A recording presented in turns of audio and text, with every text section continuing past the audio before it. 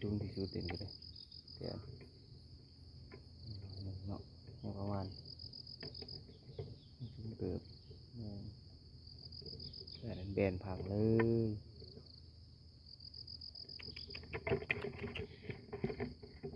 หย่อนไหมจุน้ำเลยอัปเดตสถานการณ์น้ำวันที่12 เดือนสิงหาปี2026ขึ้น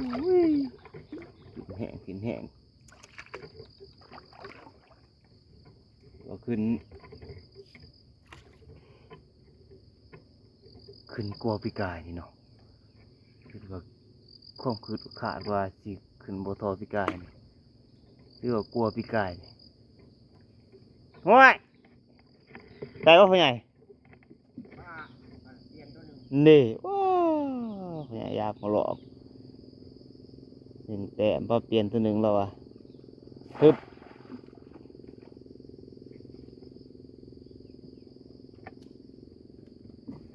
บ่มีขี้เหงื่อเนาะพี่น้องโอ้ปีนี้คือว่าบ่มีขี้เหงื่อปีนี้กับปีกายนี่บ่สูมีก็คือแต่ละปีนี่ขี้เหงื่อว้ายปล่อยเรือลงบ่ได้แนวนี้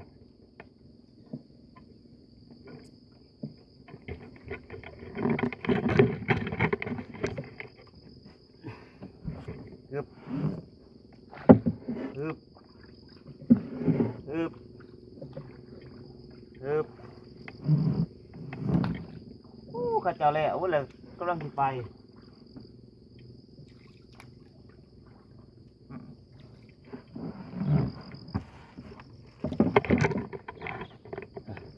ตะพังเนาะตะพังโอ้ยแดงเลยหยอดก็ไปโอ้ยหยอดลงใหม่กินหยอดไปใหม่หยอดเลยหยอดฮึบฮึบ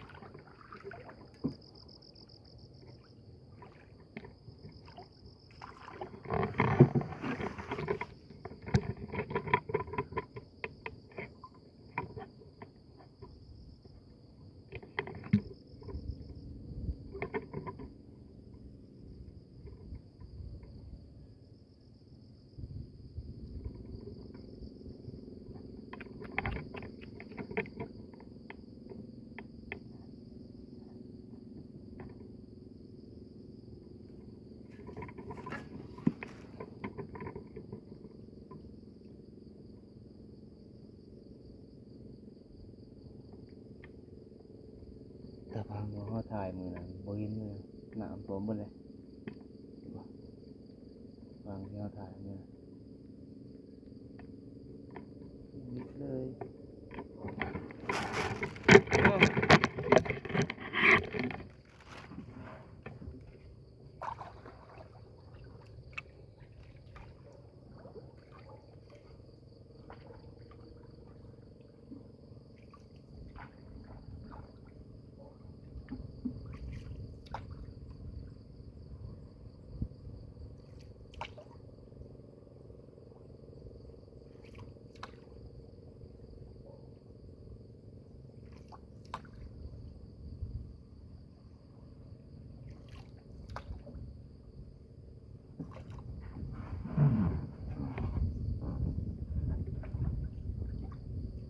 สายเบ็ด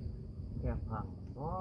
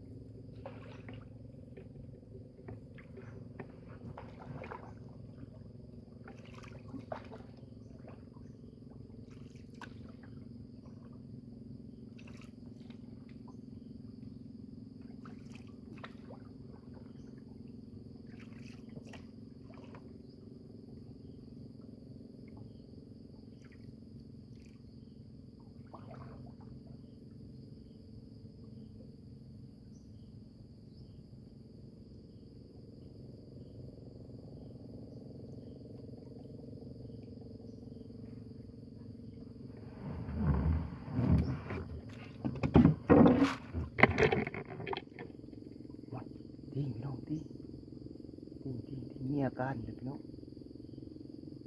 เมื่อวานนี้บ่ได้พอโตเนาะมาเบิ่งมื้อนี้เนาะคืออยู่ดีอยู่จักสิตัวน้อยตัวใหญ่เนาะมีอาการแล้ว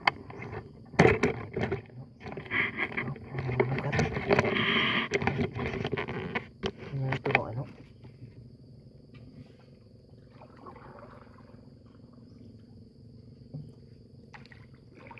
คนยามเหมาะบ่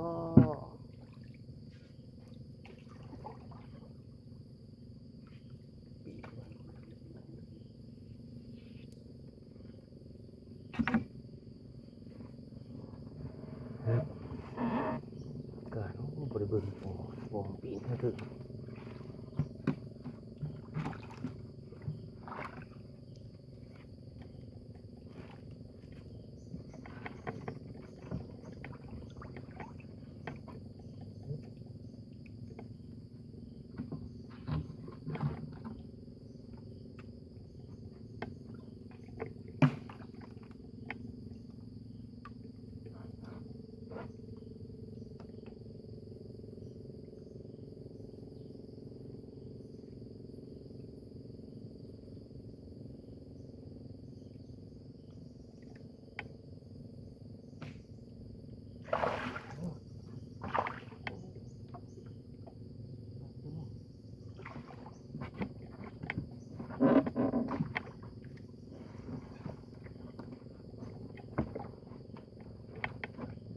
ปากน้อยพี่น้อง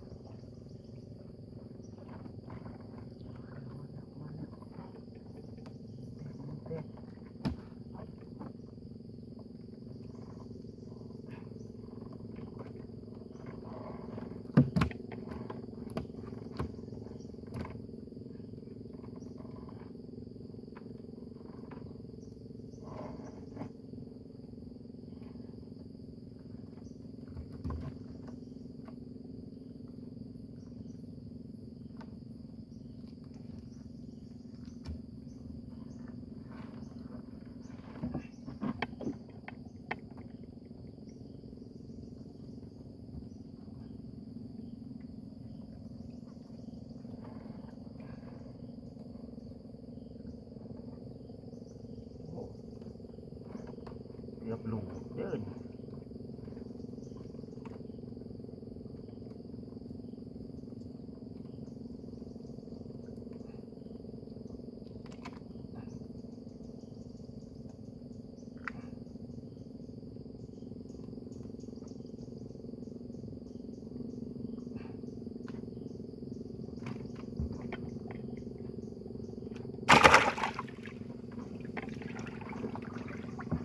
อยากบ่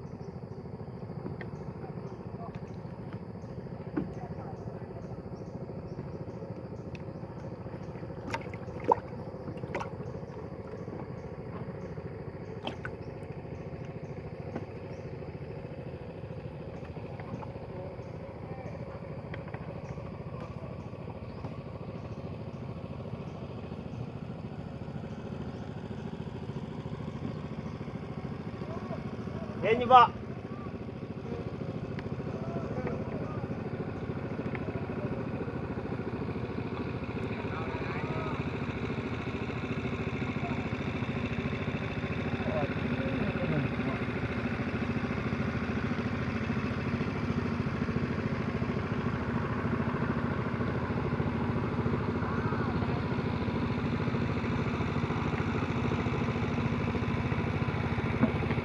อ้าว